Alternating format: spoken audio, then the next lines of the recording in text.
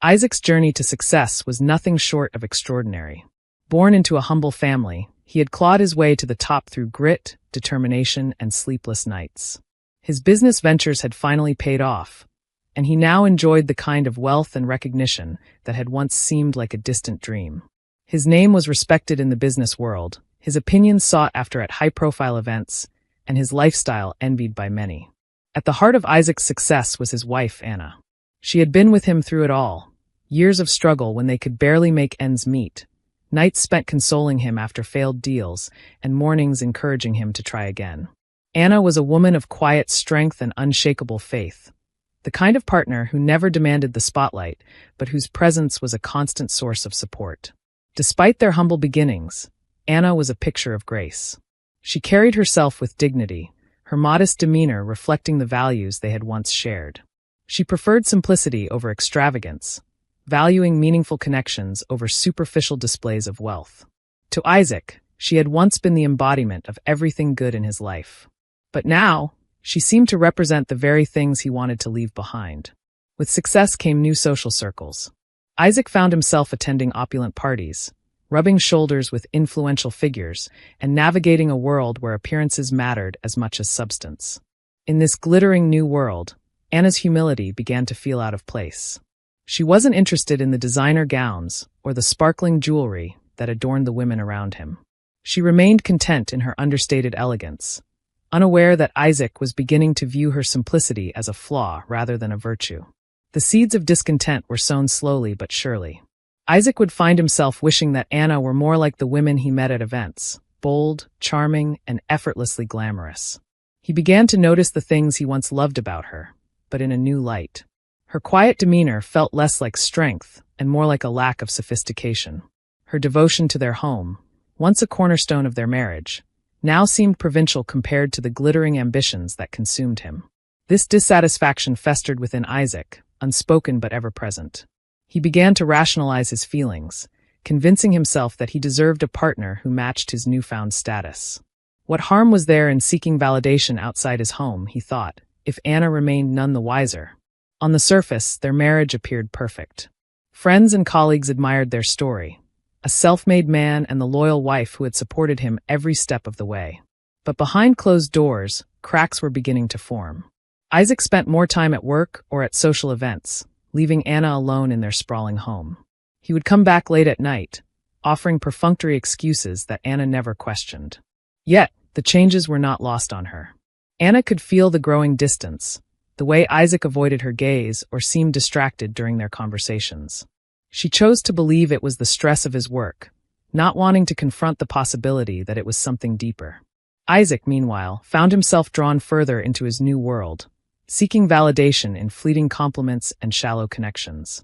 The more he sought out this glamorous lifestyle, the more he began to resent the life he had built with Anna. He didn't realize that in his pursuit of an ideal, he was undermining the very foundation of his happiness.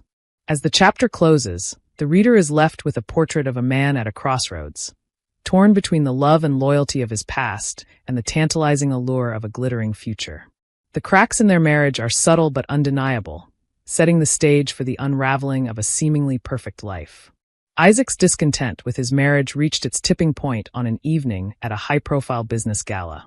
The event was filled with movers and shakers, industry leaders, socialites, and influential figures who all seemed to glide effortlessly through the glittering crowd. Isaac felt out of place, not because of his achievements, but because of his personal life. He couldn't help but compare himself to the other men in the room, their glamorous wives by their sides, perfectly poised and dressed in luxury. In that moment, Isaac convinced himself he needed someone who could match his new world, a partner who could enhance his image rather than anchor him to his past. It was at one of these events that Isaac met Charlotte. She was the epitome of sophistication, her every move calculated to draw attention without appearing deliberate. She had an air of confidence that was intoxicating, her laughter warm yet controlled, her wit sharp and engaging. Charlotte had the ability to make everyone around her feel important, a skill Isaac deeply admired. For a man seeking validation, she was a revelation. Their connection was instant. Charlotte's charm and elegance captivated Isaac in ways he hadn't felt in years. She embodied everything he thought Anna lacked: boldness, glamour, and an almost magical ability to command a room. What began as casual conversations at social events soon evolved into private dinners, where Isaac found himself opening up to her in ways he hadn't with Anna in years. Charlotte, for her part, understood her role perfectly. She played into Isaac's insecurities, subtly flattering him and reinforcing the idea that he deserved more. Her calculated charm made him feel seen and valued in a way that fueled his ego. She knew exactly when to praise him and when to tease him, keeping him hooked. Before long, their affair became a full-blown double life. Isaac began introducing Charlotte as his wife at certain business functions, a lie that came easily in the glamorous circles they moved in. Charlotte thrived in this role, her charisma dazzling clients and colleagues alike. She became an asset to Isaac's business persona, and he rationalized his betrayal by convincing himself that this facade was necessary for his career. Meanwhile, at home, Anna was left to navigate the growing emotional distance in her marriage. Isaac's absences became more frequent, his excuses less convincing. Anna noticed the unexplained charges on credit card statements, the lingering smell of expensive perfume on his suits, and the new sharpness in his tone when he spoke to her. Yet she said nothing. Her intuition told her something was amiss, but she chose to observe rather than confront.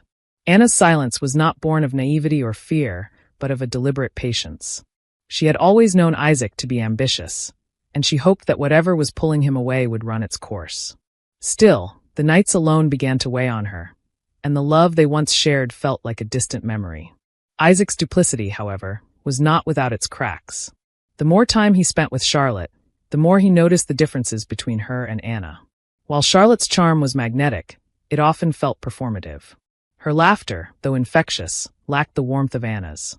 Her beauty, though dazzling, lacked the comforting familiarity of his wife's quiet grace. Yet, Isaac brushed these thoughts aside, burying them under his desire to maintain the image he had built with Charlotte. As Isaac lived his double life, he failed to see the toll it was taking on him. He was constantly juggling lies, his guilt manifesting in fleeting moments of self-doubt. He avoided Anna's gaze at home and overcompensated with extravagant gifts and empty reassurances. In his mind, as long as Anna didn't confront him, his deception was working. Unbeknownst to him, Anna's quiet resilience was not a sign of ignorance but of strength. She was observing, piecing together the fragments of truth, and preparing herself for what felt like an inevitable confrontation. Though her heart ached with the knowledge of Isaac's betrayal, she clung to her dignity, determined not to let his actions diminish her. By the end of the chapter, Isaac's double life is firmly established, but the cracks are already beginning to show. Charlotte, though glamorous, cannot fill the void left by Anna's absence. And Anna, though silent, is far from passive. The tension builds as the reader is left wondering how long Isaac can keep his two worlds from colliding. Anna had always been attuned to Isaac's moods and routines, a skill honed over years of supporting him through triumphs and failures. At first, the changes in him were subtle, hardly noticeable to anyone but her. He started coming home later than usual, often claiming long meetings or networking events as excuses. His explanations were plausible, even expected for a man of his position, but something in his demeanor seemed off. Anna couldn't pinpoint when she first noticed it. Perhaps it was the faint scent of unfamiliar perfume on his clothes, the overly formal tone in his reassurances, or the way he now avoided her gaze during conversations. She had heard him laugh once on the phone, a laugh that sounded freer, almost flirtatious, and she knew instinctively it wasn't meant for her. The Isaac she had known, the one who shared every detail of his day with her, now seemed like a stranger. Rather than confront him, Anna chose observation. It wasn't that she lacked the courage to address what was happening. Rather, she understood the importance of being prepared. Confrontation without clarity, she believed, would achieve nothing. She paid closer attention to his habits, mentally cataloging every deviation from the norm. The credit card bills, once a mundane part of their monthly routine, now carried a weighty significance. She noticed new expenses, dinners at upscale restaurants she hadn't attended, charges at luxury boutiques for items she never received. Her love for Isaac battled fiercely with the heartbreak of his apparent betrayal. Memories of their shared struggles came rushing back. The nights when they barely had enough to eat, the long hours she had spent sewing clothes to make ends meet, the way he used to hold her hand and promise that their sacrifices would be worth it. She had never doubted his love for her, not until now. Yet, even in her pain, Anna's love remained steadfast, a quiet but powerful force that refused to let resentment take root. Anna's days became marked by reflection, her thoughts a constant swirl of questions and emotions. She sought solace in routine, managing their home with the same care and grace she always had. She tended to the garden, finding peace in the rhythmic act of planting and pruning. Each morning, she prepared Isaac's breakfast, leaving it on the table even when he rushed out without a glance. The emptiness of these gestures didn't escape her, but they gave her a sense of purpose, a way to hold on to the life they had built together. Her nights, however, were lonelier than she could have ever imagined. The bed they once shared now felt vast and cold, a stark reminder of the growing chasm between them. She would lie awake, staring at the ceiling, her mind running through all the possibilities of where he might be and who he might be with. Yet, despite the ache in her heart, she never cried. Tears, she told herself, would only weaken her resolve. Anna's quiet observations extended beyond Isaac's actions to herself. She questioned her own role in their estrangement, wondering if she had somehow failed to meet his needs. But as she reflected on the sacrifices she had made and the love she had poured into their marriage, she realized the fault did not lie with her. Isaac's discontent was born not from her shortcomings, but from his own inability to see the value of what they had. As the days turned into weeks, Anna began to prepare herself for what she sensed was an inevitable reckoning. She knew that Isaac's deceit, whatever its nature, could not remain hidden forever. But rather than lash out in anger or despair, she chose to face the truth with dignity and strength. She would not let his betrayal define her worth or diminish the love she still held for him. The chapter closes with Anna standing in their garden at dusk, the fading light casting long shadows over the neatly trimmed hedges. She watches as Isaac's car pulls into the driveway, her heart heavy yet resolute. In that moment, she knows that whatever lies ahead, she will face it not as a victim, but as a woman who has found her strength in the quiet resilience of her love and self-respect. Isaac had always considered himself adept at managing his life. For months, he juggled the demands of his career, his marriage, and his affair with a skill that seemed almost effortless. Yet, beneath his confident exterior, cracks were beginning to show. The weight of his double life pressed down on him like an invisible burden, eroding the sense of control he once prided himself on. At first, Isaac had viewed Anna's silence as a sign of ignorance or complacency, something that allowed him to carry on without fear of confrontation. But over time, her steady demeanor began to feel oppressive. She never asked where he had been or why he came home late, but her unspoken observations were palpable in the way she looked at him, her eyes holding questions she refused to voice. It was as if Anna's silence mirrored his guilt, amplifying it until it became unbearable. Isaac found himself growing irritable at home.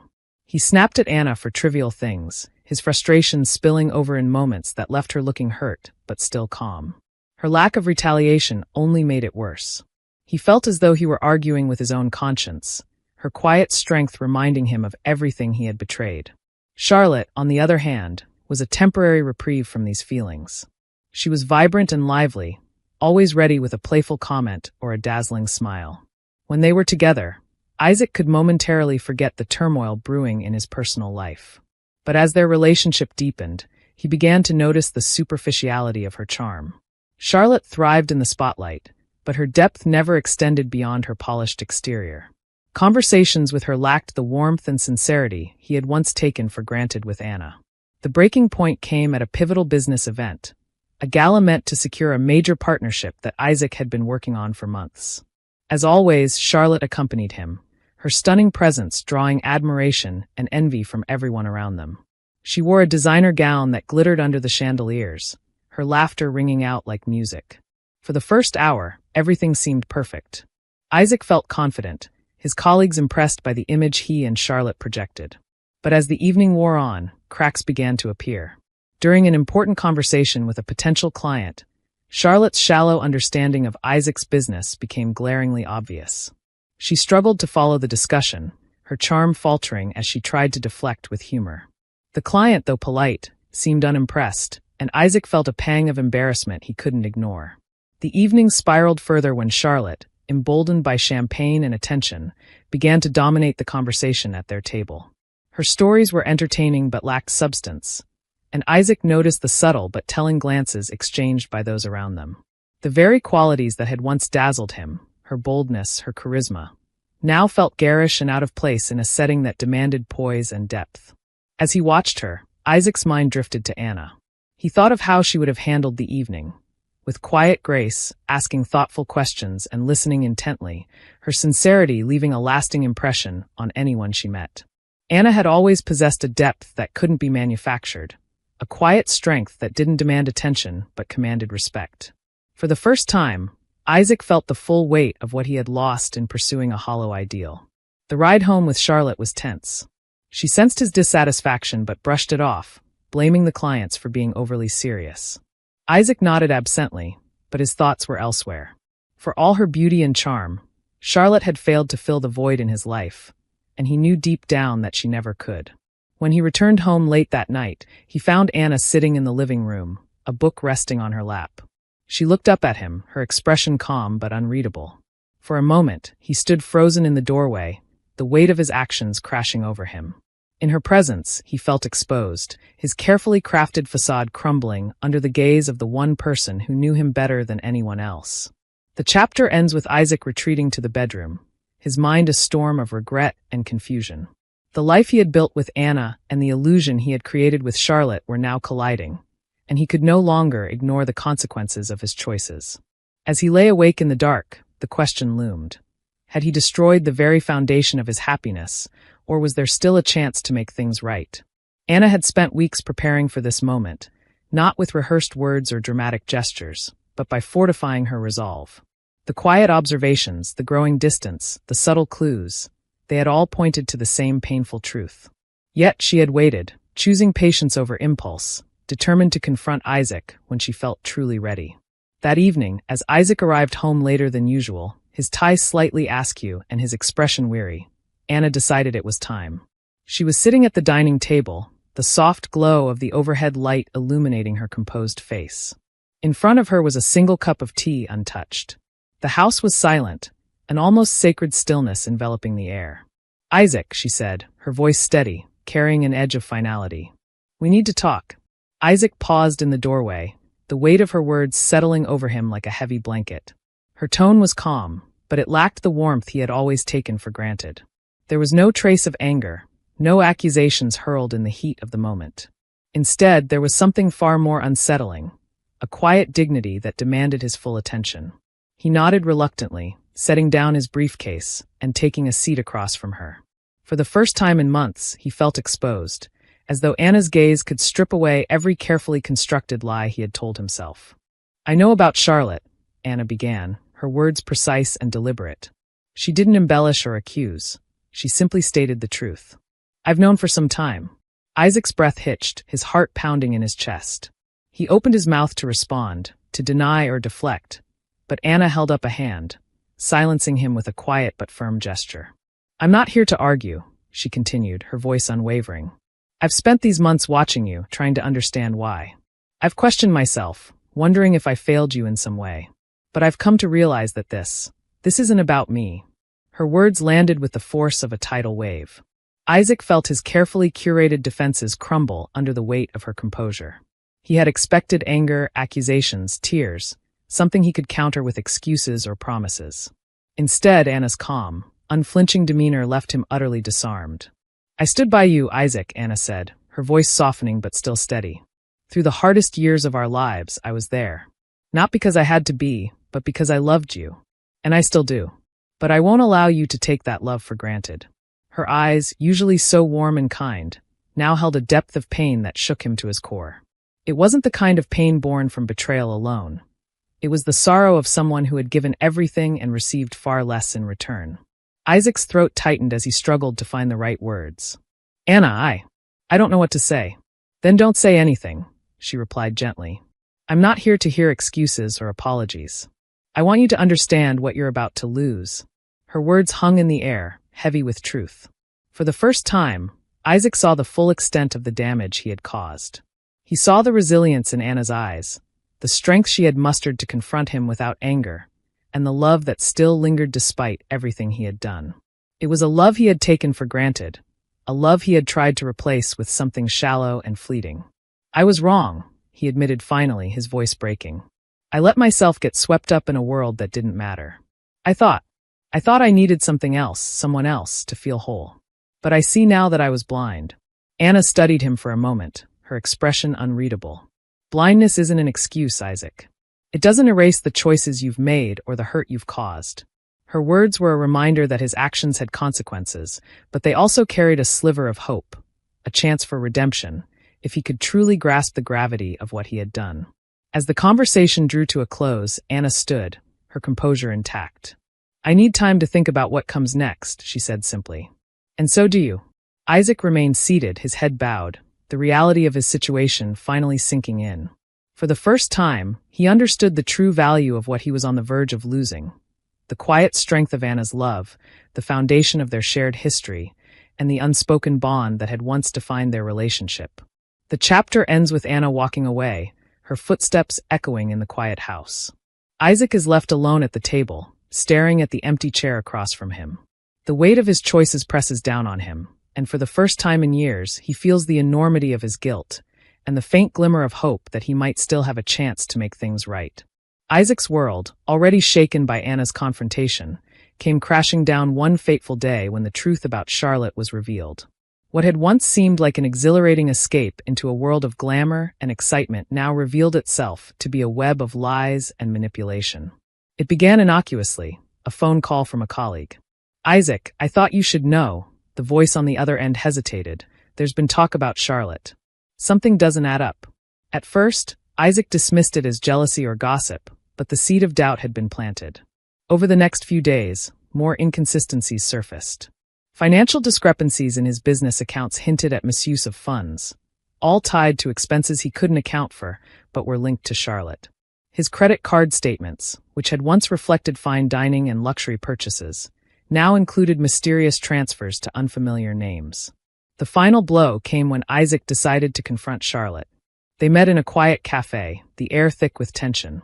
He laid the evidence before her, expecting denial or even anger. Instead, Charlotte smirked, a glint of cold amusement in her eyes. You're only figuring this out now, she said, her tone dripping with condescension. Isaac, you were never my endgame. You were a step, a convenience. Did you really think I cared about your little empire or your image? Please. Her words were a dagger to his pride. The woman he had placed on a pedestal, the one he had risked everything for, had been using him all along. Her charm, her elegance, her attentiveness, they had all been calculated, a means to an end. Worse, Charlotte revealed she had been seeing someone else, someone with deeper pockets and fewer complications. Don't look so surprised, she added, her tone dismissive. You wanted an illusion, Isaac. I just gave you what you were asking for. Isaac was left reeling, the weight of his choices crushing him. The fantasy he had built around Charlotte, the justification for betraying Anna, had crumbled into nothing more than a cruel deception. He had sacrificed everything meaningful for someone who saw him as disposable. Returning home, Isaac was a shadow of himself. For the first time in years, he allowed himself to confront the reality of what he had done. The home he shared with Anna, once filled with warmth and love, now felt cold and unfamiliar, a reflection of his own inner emptiness. Anna, as always, greeted him with quiet composure. She had noticed the change in him over the past days, the way his shoulders sagged under an invisible weight, his eyes carrying a sorrow that was new even to her. Without a word, she handed him a cup of tea and gestured for him to sit. Isaac told her everything. He spared no detail, his voice cracking as he recounted Charlotte's betrayal and his own foolishness. Tears streamed down his face, the walls he had built around his emotions finally crumbling. For the first time, he was completely vulnerable, stripped of pride and pretense. Anna listened in silence, her expression unreadable. When he finished, she let the silence stretch, letting him feel the full weight of his confession. Finally, she spoke, her voice steady and measured. I don't take pleasure in your pain, Isaac, she said. But I hope you understand now what you've lost. Not just with Charlotte, but with me. Her words cut deeper than Charlotte's betrayal ever could. Isaac looked into her eyes, searching for anger or hatred, but found none. Instead, he saw the quiet strength that had always defined her, a resilience that had carried her through his infidelity and beyond. I want to make this right, he said desperately. I'll do anything, Anna. Just tell me how to fix this. Anna shook her head slowly. This isn't something you can fix with promises or gestures, Isaac. It's not about what you say now. It's about what you do moving forward. And even then, I don't know if it will be enough. The days that followed were a test for both of them. Isaac threw himself into repairing what he could, not just in his relationship with Anna, but in himself. He sought therapy, confronted the insecurities that had driven him to seek validation elsewhere, and began to understand the depth of the damage he had caused. Anna, meanwhile, focused on her own healing. She allowed herself to grieve, not just for the betrayal, but for the version of their life that she had lost. She didn't offer forgiveness easily, and Isaac knew he could never demand it. What she did offer was honesty, the possibility of a future, but only if he proved himself worthy of it. The story ends on a bittersweet note.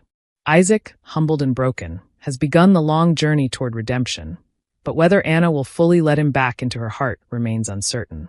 As she watches him from the window, tending to the garden she loves, the reader is left to ponder. Can love truly endure such a betrayal? Or are some wounds too deep to heal completely? The final image is of Anna standing at the threshold, poised between the life she had and the one she might choose to build, with or without Isaac. And that brings us to the end of our story today. If you enjoyed it, don't forget to give us a like, subscribe, and activate the notification bell so you don't miss our upcoming videos. Let us know in the comments what you thought and what lesson you take away.